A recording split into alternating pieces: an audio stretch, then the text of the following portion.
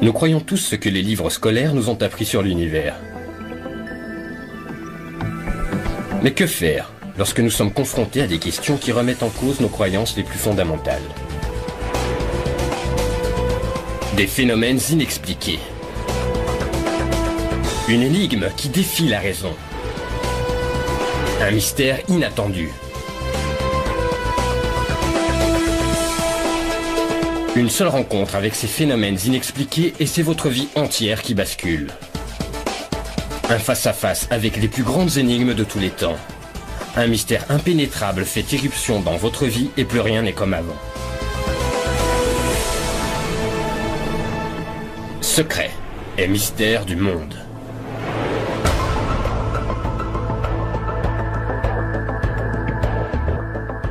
Parmi les secrets et mystères les mieux gardés au monde, qui nous fascinent depuis des générations, il y a l'affaire Roswell. Roswell, au Nouveau-Mexique, est une petite bourgade sans histoire à la limite d'un désert, jusqu'à la nuit du 2 juillet 1947. Cette nuit-là, plusieurs témoins affirment avoir été réveillés par des bruits étranges. Ils sont convaincus qu'une soucoupe volante s'est écrasée. Immédiatement, les forces armées ont pris le contrôle de la zone. Cependant, à la conférence de presse, ils ont déclaré que ce n'était qu'un ballon météorologique. Mais l'histoire du ballon n'aurait-elle pas servi à dissimuler un accident, mettant en cause un vaisseau extraterrestre non identifié? S'agit-il d'une victime du crash de Roswell ou juste d'un canular bien ficelé? Qu'est-ce que cet éleveur, banal et terre-à-terre, a bien pu découvrir sur ces terres pour se voir soudain catapulté à la une de l'actualité mondiale? Et pourquoi ces événements restent à ce jour inexpliqués? Une soucoupe volante, une sorte de vaisseau spatial mystérieux, s'est-elle écrasée près de Roswell, au Nouveau-Mexique, en été 1947? Depuis plus de 50 ans, les enquêteurs ont été incapables de tomber d'accord sur ce qui s'est réellement passé à Roswell. Le gouvernement des États-Unis l'aurait-il récupéré et gardé secret durant toutes ces années? Et les occupants du vaisseau, pour peu qu'il y en ait eu, que leur est-il arrivé? Le gouvernement américain sait-il réellement ce qui est tombé du ciel cette nuit-là? Et même s'ils le savent, vont-ils l'admettre? Pourquoi, après plus de 50 ans, les spécialistes en ovni attachent-ils encore autant d'importance à la recherche de la vérité? Roswell ne devient réellement un mythe qu'à partir du milieu des années 70, et non dans les années 40 comme on le croit communément. Roswell ne ressemblait pas aux histoires d'ovnis habituelles, car il y avait quelque chose au sol. Quelque chose s'était écrasé. Il y avait des débris, et plus tard, on apprenait qu'il y avait aussi des corps.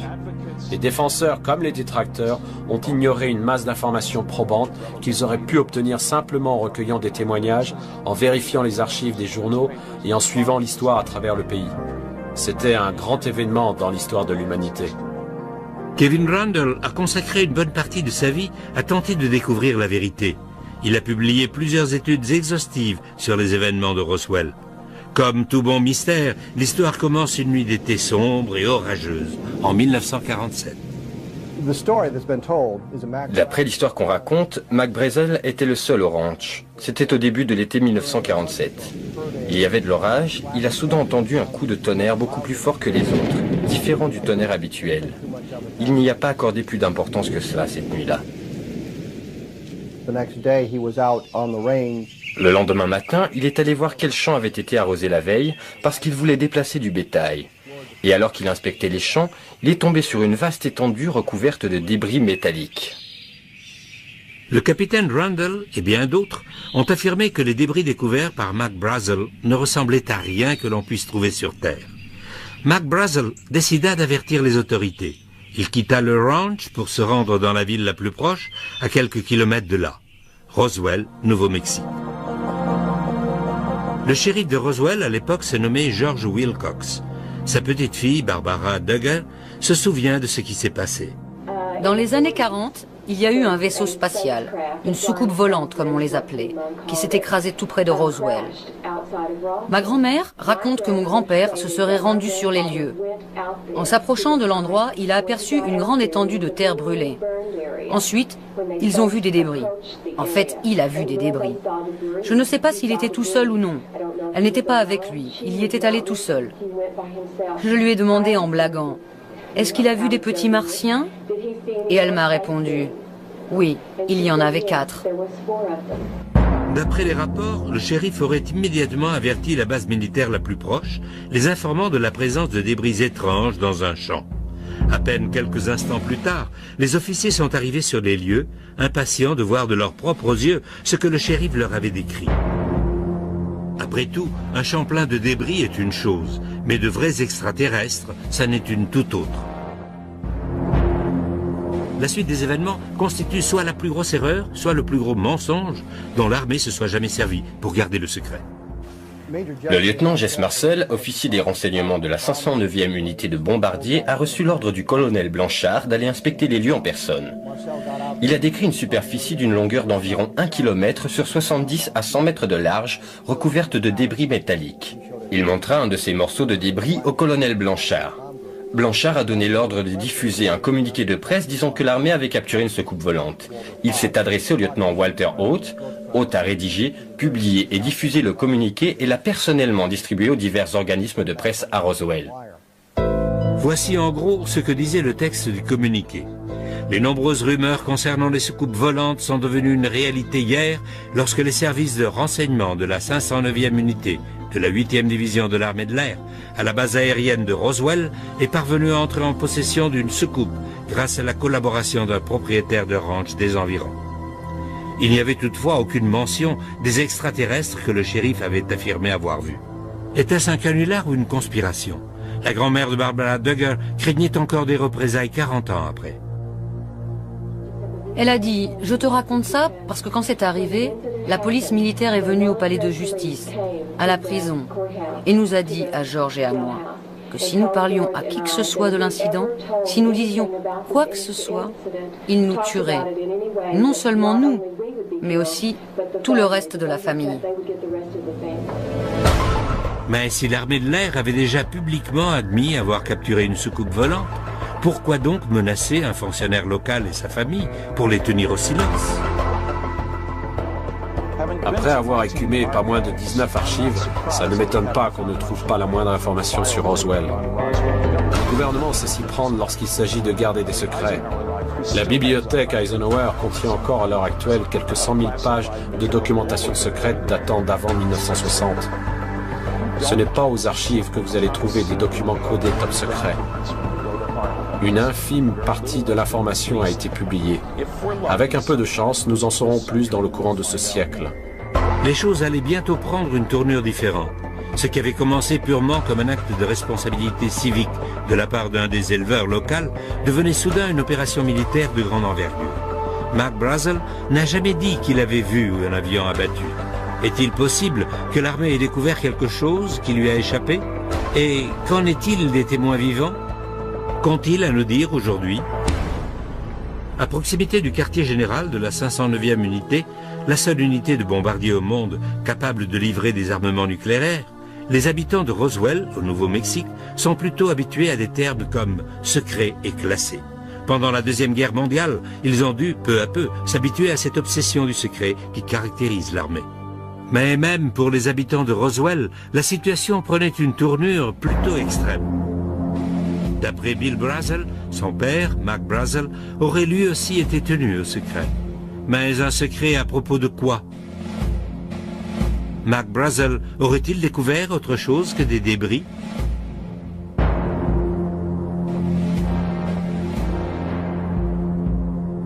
C'est précisément à partir de là que l'affaire Roswell fait place à toute une série de faits mystérieux, qui finissent tôt ou tard par s'entrecroiser.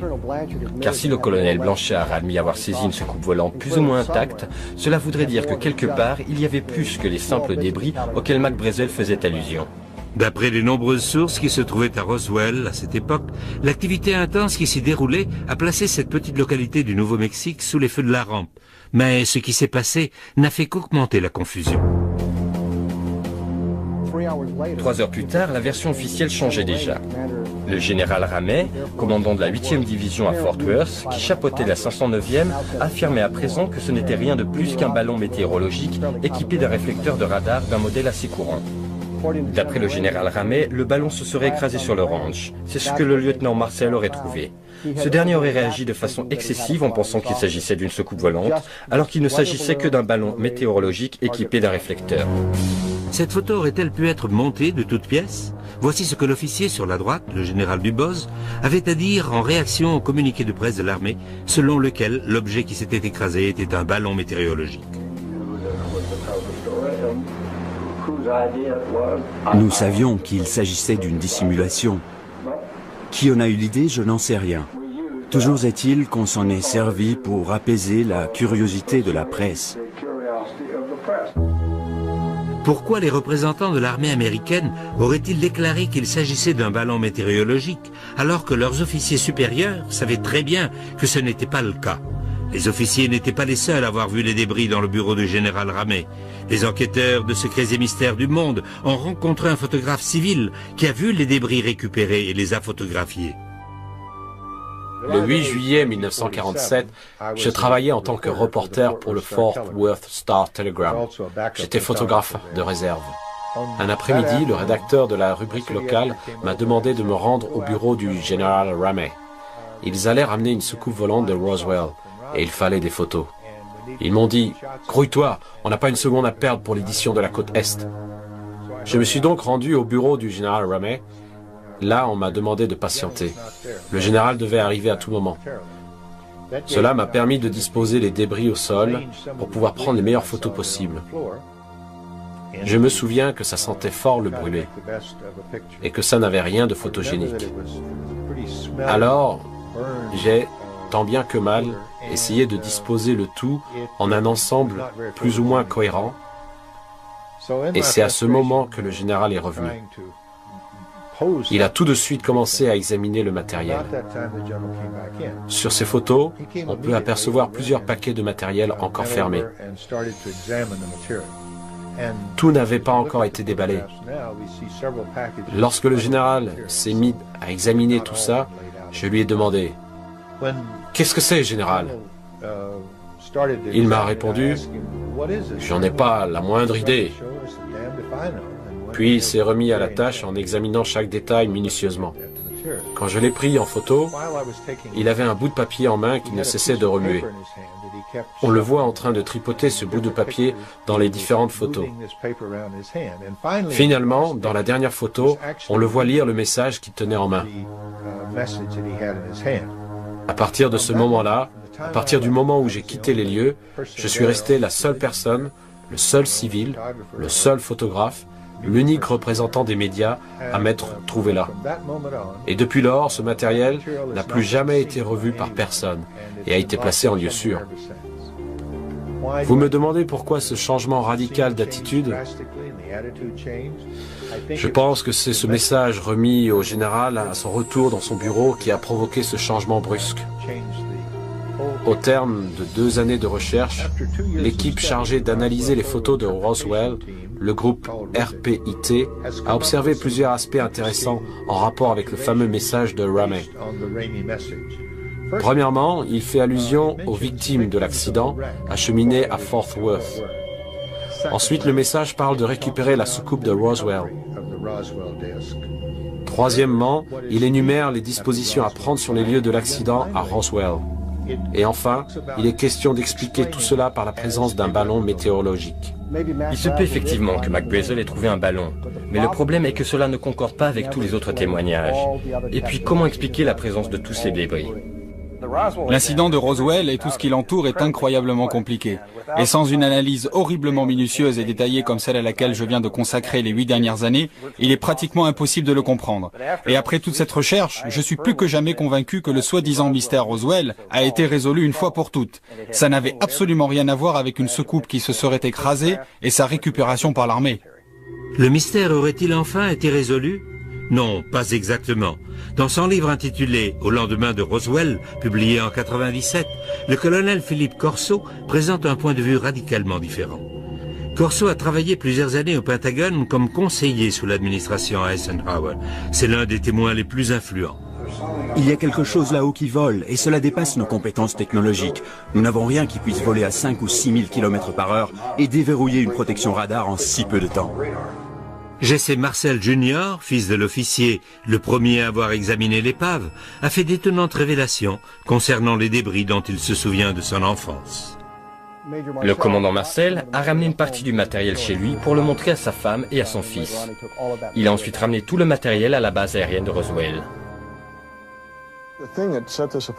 Ce qui distinguait et différenciait ces pièces de toutes celles que j'avais pu voir auparavant,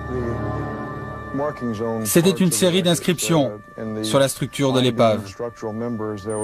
La poutre en forme de I contenait une sorte d'écriture. Je me souviens avoir pensé que ça ressemblait à des hiéroglyphes, mais ce n'était pas vraiment des hiéroglyphes, mais plutôt des formes et symboles géométriques. Ces inscriptions ont suscité l'attention d'un grand nombre de chercheurs, et les efforts entrepris pour tenter de les déchiffrer ont produit des résultats mitigés. Une source amérindienne les traduit en « Les guerrières sont prêtes ». Une autre tentative de traduction, cette fois d'origine méditerranéenne, rapproche ces inscriptions du grec ancien. D'après cette source, le texte se traduirait en français par « liberté ». Il est néanmoins extrêmement difficile de tirer des conclusions d'un simple fragment de mots. Mais rien que l'idée qu'il puisse s'agir de mots a de quoi nous laisser perplexes. Pourquoi et comment une culture extraterrestre se servirait-elle de lettres grecques dans la construction de ces vaisseaux spatiaux? Existerait-il réellement un langage universel?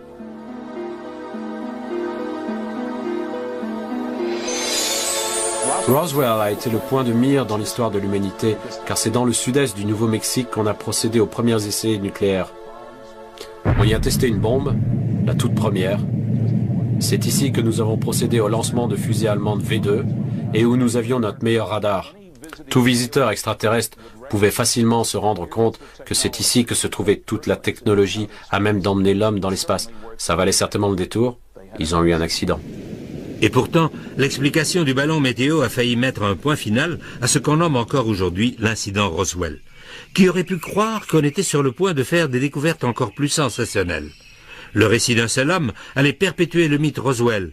Cet homme, c'était Grady Barnett, un ingénieur civil qui résidait à Roswell à l'époque des faits. Barnett a confié à un ami, Van Malte, ce qu'il avait vu ce jour-là. Barnett m'a raconté que lorsqu'il revenait d'une de ses inspections sur le terrain, il s'est retrouvé face à une soucoupe volante qui venait de s'écraser et qu'il a vu 4 créatures par terre. 4 extraterrestres et un vaisseau spatial pratiquement intact. Le nombre d'extraterrestres coïncide avec les déclarations faites par le shérif George Wilcox. L'ingénieur civil Grady Barnett affirme avoir vu une soucoupe volante qui s'était écrasée et pas loin de là les 4 cadavres de ses occupants. Pourrait-il s'agir du même appareil que celui que l'armée de l'air a plus tard affirmé avoir en sa possession? Et si la soucoupe volante de Grady Barnett était presque intacte, qu'est-ce qui expliquerait la présence de tous ces débris découverts par Mac Brazel? Et il y a autre chose. Barnett a dit que les créatures qu'il avait vues étaient toutes mortes. La version du shérif Wilcox était cependant légèrement différente. Grand-père a dit qu'ils avaient de grosses têtes et que les tenues qu'ils portaient étaient... C'est difficile à expliquer. C'était comme de la soie ou quelque chose comme ça. Je lui ai demandé si les petits êtres étaient vivants ou morts. Et elle m'a répondu, je crois que l'un d'eux était encore en vie. Les chercheurs ont avancé l'hypothèse de 2 vaisseaux, plutôt qu'un seul, avec chacun 4 membres d'équipage. Une hypothèse que certains spécialistes en ovni voient comme la seule explication possible. Tous les témoignages concordent à dire que les débris étaient de très petite taille. S'ils proviennent effectivement d'un vaisseau, celui-ci a dû être complètement pulvérisé. D'après les informations originales recueillies des premières personnes impliquées, il ne fait pas de doute que la solution se trouvait à plusieurs kilomètres du ranch de Mac Brazel, beaucoup plus près de Roswell. Le vaisseau était fait d'un matériau hyper résistant. Il avait dû être percuté avec une force incroyable. Et qu'en est-il des matériaux récupérés au ranch de Mac Brazel? Certains témoins qui affirment avoir manipulé les débris déclarent n'avoir jamais vu une chose pareille de leur vie. Personne n'a jamais pu expliquer la composition des matériaux découverts dans ce champ. Il était impossible de découper cette tôle. Impossible de faire une entaille dans ce matériau qui ressemblait à du bois, ni de le brûler d'ailleurs. On avait affaire à un matériau qui n'avait rien à voir avec ce que l'on pouvait trouver en 1947. Est-il possible que les morceaux de débris retrouvés au ranch soient des matériaux naturels? Aurait-il par exemple pu provenir d'une météorite? Il est bien entendu qu'une météorite qui pénétrerait l'atmosphère le ferait à très grande vitesse. Et avec la force de résistance de l'atmosphère, elle finirait peu à peu par brûler. Et, cela va de soi, elle perdrait de son volume. Qui plus est, si une météorite avait percuté la Terre en produisant un impact audible, elle aurait aussi laissé un cratère gigantesque, comme celui du désert de l'Arizona. L'objet qui s'est écrasé au Nouveau-Mexique n'a laissé aucun cratère. Certes, il y a eu un impact visible, mais cela ressemble davantage à une sorte d'atterrissage forcé plutôt qu'à un objet tombé du ciel en chute libre. Une chose est sûre, quelque chose est tombé du ciel cette nuit-là. L'hypothèse de la météorite semble peu probable, et les spécialistes en OVNI ne semblent pas prêts d'accepter le scénario du ballon. Y a-t-il d'autres possibilités? L'armée de l'air a-t-elle donné d'autres explications? Supposons qu'un vaisseau ait effectivement été récupéré il y a plus de 50 ans, a-t-on pour autant découvert quoi que ce soit de la technologie qui l'a amené jusqu'ici? Ce que Max Brazel, le shérif Wilcox, Jesse Marcel et l'armée de l'air des États-Unis tout entière ont découvert cette nuit-là, à proximité de Roswell, a mis cette petite ville sous les feux de l'actualité mondiale. Chose que le gouvernement ne voyait pas d'un très bon œil, car la base aérienne de Roswell abritait à l'époque la seule unité au monde capable de produire des armements nucléaires. Ce qui a incité de nombreuses personnes à penser qu'il aurait pu s'agir de restes d'un avion de reconnaissance top secret. Vers la fin des années 40, l'Union soviétique affichait une curiosité marquée pour les essais atomiques entrepris par les États-Unis, lesquels avaient lieu à tout juste 160 km de Roswell. Un avion espion en quête de tels secrets aurait en toute logique survolé cette partie du pays. L'Union soviétique n'avait rien de la sorte en 1947. En recourant à la liberté d'information, nous avons vérifié les archives pour voir si un avion soviétique avait pénétré notre espace aérien en 1947. Et il n'y a absolument aucune indication d'une quelconque tentative soviétique de pénétrer l'espace aérien des États-Unis au cours de cette période. Les chercheurs spécialisés en OVNI ont cependant découvert que l'Union soviétique s'intéressait de près à Roswell. George Knapp, reporter d'investigation, s'est rendu en ex-Union soviétique et a découvert que les Russes s'intéressaient de très près aux événements liés à Roswell en 1947. Et ils sont arrivés à des conclusions surprenantes. Nous avons rencontré un chercheur russe qui travaillait pour un certain Sergueï Korolev, le père de la recherche russe sur les fusées. Et Korolev aurait confié à ce docteur les détails d'une rencontre avec Joseph Staline vers la fin des années 40. Staline s'intéressait beaucoup aux ovnis, et plus particulièrement à Roswell. À cette époque, la fin des années 40, Roswell regorgeait d'espions russes en raison du grand nombre de programmes militaires secrets en cours. Roswell a naturellement éveillé leur curiosité. Staline a mis tous les scientifiques et ses espions sur le coup, et la conclusion à laquelle ils sont arrivés était que l'affaire Roswell était bien réelle, que quelque chose s'était bel et bien écrasé, et que ce n'était ni un ballon, ni rien d'autre d'origine terrestre. Ils ne savaient pas exactement d'où ça venait, mais ils savaient que ce n'était ni à nous, ni à eux, et qu'il s'agissait de quelque chose d'une importance monumentale qui méritait d'être étudié. Il ne fait pas le moindre doute que les scientifiques et autres intérêts soviétiques ont depuis un certain temps déjà affiché un intérêt marqué pour les soucoupes volantes. Nous ignorons ce qu'il y avait dans ces fameuses boîtes secrètes, tout comme nous ignorons ce que le gouvernement des États-Unis nous cache. Avec tout l'argent que l'on a dépensé sur les satellites espions et autres systèmes de surveillance, nous disposons probablement de beaucoup plus d'informations que les Russes, car on a tout fait pour éviter d'abattre ces ovnis. Les Russes, quant à eux, se seraient apparemment efforcés d'en abattre le plus possible afin de les analyser, ce qui, à mon avis, n'a pas dû plaire aux extraterrestres. Ils ont donc mis la main sur un tas d'informations. Et nous n'y aurons pas accès, de même que nous n'avons pas accès aux informations recueillies par notre propre pays. Au centre de cette histoire reste donc un homme, celui qui est essentiellement à l'origine de toute l'affaire, Mac Brazel. Mais qu'est-ce que vous fabriquez? Circulez, circulez. Brazel serait en quelque sorte devenu prisonnier des militaires dans son propre ranch. Et la seule explication serait que l'armée craignait qu'il ne divulgue la vérité sur ce qu'il avait vu. Ensuite, un développement inattendu de l'affaire Roswell lui donna une tournure toute nouvelle. Les enquêteurs affirment que Mac Brazel se serait échappé et serait allé tout droit chez des personnes auxquelles il savait qu'il pouvait faire confiance. Je le vois là. Par ici, vite.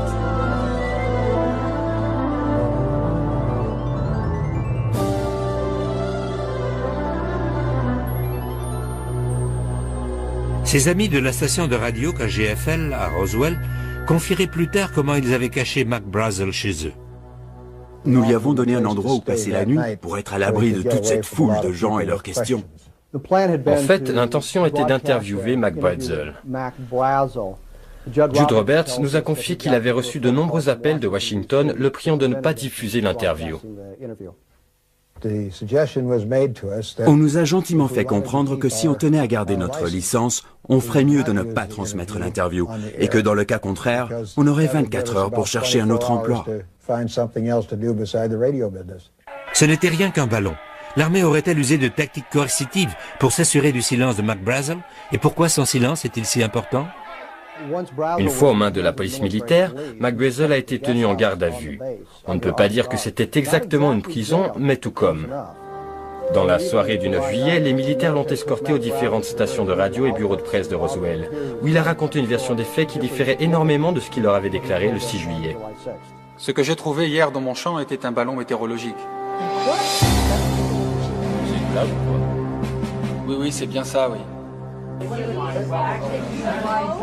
Qu'est-il arrivé à Mac Brazel lorsqu'il était en garde à vue? Pourquoi a-t-il changé son histoire? Mac Brazel aurait-il au départ eu l'intention de révéler la même histoire que celle racontée plus tard par un dénommé Glenn Dennis? En 1947, Glenn Dennis travaillait aux pompes funèbres Ballard. Dans les petites villes, les corbillards font souvent aussi office d'ambulance. Et c'est ainsi que Glenn Dennis aurait eu à reconduire des aviateurs blessés à la base.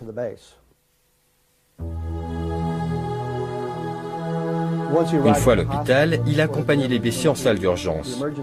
C'est alors qu'il a vu, en passant à côté des ambulances, que celles-ci contenaient une partie des débris récupérés du champ.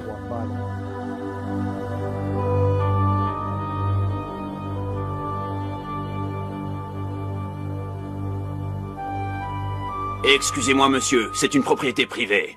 J'ai dit, on dirait qu'il y a eu un accident d'avion. Je vois qu'il y a des débris dans les ambulances.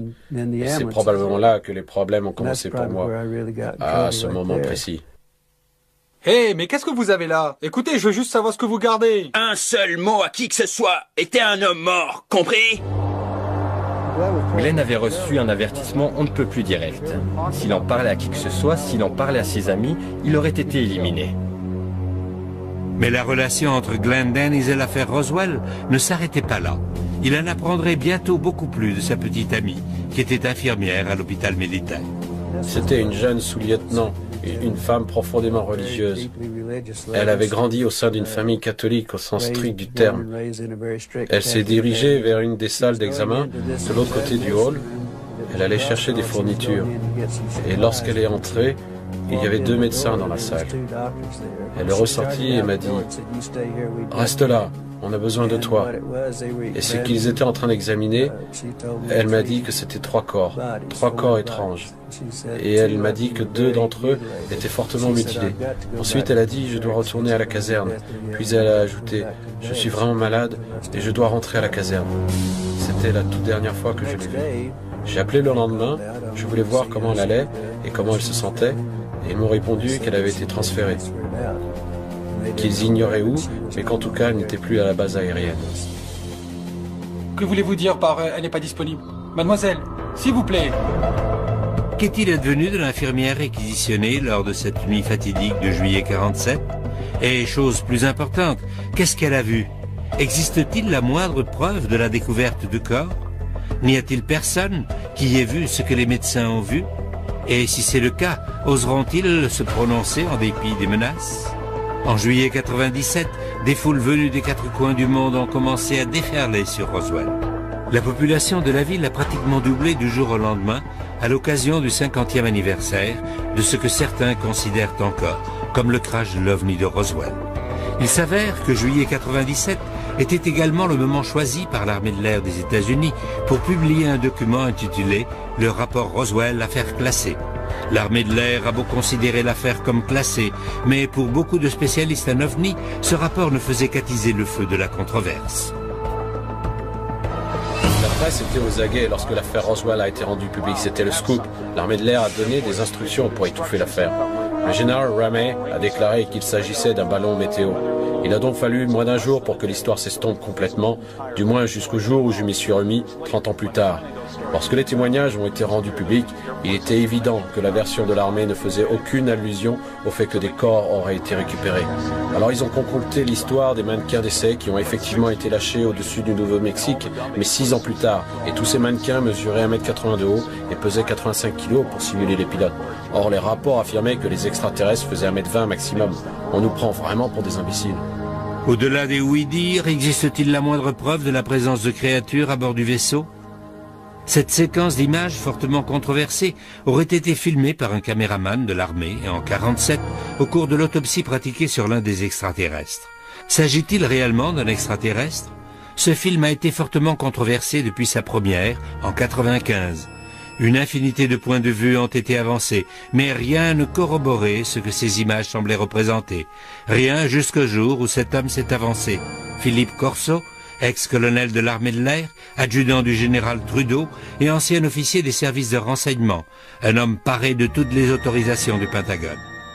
Depuis de nombreuses années, les chercheurs s'interrogent sur l'origine de la véritable éclosion technologique qui a vu le jour aux États-Unis vers le milieu du XXe siècle. Appareils ultra-légers de vision nocturne, circuits intégrés, fibres optiques et tous les moyens technologiques nécessaires pour envoyer un homme sur la Lune. Cet essor technologique a-t-il un rapport quelconque avec le crash de Roswell? D'après son ouvrage, au lendemain de Roswell, Corso aurait été responsable de l'implantation de technologies extraterrestres au sein de l'industrie américaine. Il y avait un tas de câbles. J'ignorais ce que c'était au juste. Ils émettaient des couleurs. Je ne savais même pas s'il s'agissait de câbles. Il y avait une sorte de circuit intégré et un instrument à laser. On pouvait s'en servir pour faire des coupes très précises, un peu comme des entailles laissées par un animal. Et il y avait aussi des fibres optiques. Je ne savais pas à quoi pouvait servir la carte à puce. Les circuits intégrés à l'époque, ça me dépassait un peu. Alors j'ai commencé à en parler autour de moi, je me suis dit « Waouh, ça doit être vraiment important ». Et j'ai donc mis tout ça dans le rapport que j'ai envoyé à Bell Labs. Ayant travaillé de nombreuses années dans l'industrie, dans le cadre de programmes avancés de recherche et de développement top secret, je pense que malgré toute l'information que nous avons pu tirer des soucoupes volantes, cela seul n'explique pas l'énorme essor technologique du XXe siècle. Si vous aviez donné un sous-marin nucléaire à Christophe Colomb, il n'aurait jamais pu le reproduire. Si les extraterrestres ont 1000, 10 000 ou 100 000 ans d'avance sur nous, il ne sera pas facile pour nous de reproduire leur technologie. Les références du colonel Corso étaient tellement impeccables que ce n'est qu'après sa mort que les critiques ont ouvertement remis en cause ce qu'il avait écrit dans son livre. Aussi étonnantes que ces révélations concernant la technologie aient pu paraître, ce sont ses déclarations sur Roswell, 50 ans après les faits, qui ont fait apparaître l'accident, la découverte des corps et les images de l'autopsie sous un jour nouveau. Quand j'ai entendu parler de l'accident de Roswell, j'étais stationné à Fort Riley, au Kansas. J'étais de service cette nuit-là. J'étais chargé de la sécurité de toute la zone, y compris de contrôler les gardes partout où ils allaient. Donc j'ai fait ma tournée, il était environ 2 ou 3 heures du matin, lorsque je me suis rendu dans la zone du service vétérinaire, car on avait des chevaux à Fort Riley à cette époque-là. L'un des sergents que je connaissais était chef de garde. On faisait parfois des parties de bowling ensemble. Et je lui ai dit, « Tout va bien, sergent ?»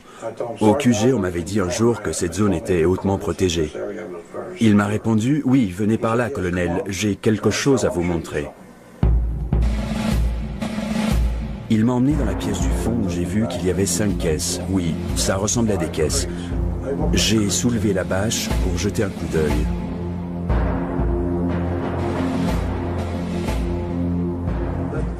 Dans une des caisses, il y avait ce corps, juste là. Il flottait dans une substance liquide. J'ai pu jeter un bon coup d'œil, mais ça n'a pas dû durer plus de 10 ou 15 secondes maximum. Au début, j'ai pensé que c'était un enfant parce qu'il ne faisait pas plus d'1,20 m. Et puis je me suis mis à penser, qu'est-ce que ça peut bien être? Le colonel aurait confié que ce qu'il avait vu lui donnait cette même sensation de mal au cœur qu'il ressentait en voyant des hommes morts au combat. Mais il a néanmoins pu décrire ce qu'il a vu. La poitrine était relativement étroite et la peau avait une teinte grisâtre. La tête était grande par rapport au reste du corps. Pas énorme, mais juste grande. Et les yeux étaient légèrement obliques. Et il y avait comme un demi-filament dessus.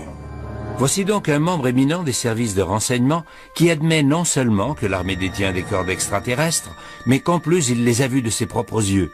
Ce n'est toutefois que 14 ans plus tard qu'il se rendrait compte de la portée réelle de ce qu'il avait vu. Ces révélations les plus bouleversantes restaient pourtant à venir. J'avais à ma disposition les rapports de l'autopsie pratiquée dans le laboratoire que nous financions à Walter Reed. Et lorsque j'ai lu ce rapport, je me suis rendu compte qu'il coïncidait avec ce que j'avais vu à Fort Riley 14 ans auparavant. L'autopsie correspondait exactement à ce que j'avais vu. À en croire le colonel, non seulement une autopsie avait été pratiquée sur ces créatures mystérieuses à Roswell, mais aussi à l'hôpital militaire Walter Reed. Mais qu'en est-il des images fortement controversées de l'autopsie? Le colonel peut-il nous confirmer leur authenticité? Disons qu'il y avait une part de vérité dans tout ça, car ils ont prélevé une paupière, et personne n'était au courant de cette paupière. Cette paupière était en fait un capteur de lumière qui leur permettait de voir dans l'obscurité.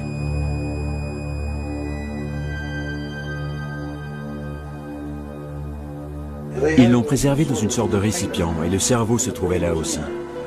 Et il ressemblait à la description contenue dans les rapports que je détenais. Le colonel Corso nous aurait-il enfin fourni les preuves qu'il nous manquait pour confirmer que ce qui était arrivé était le résultat de l'incident de Roswell?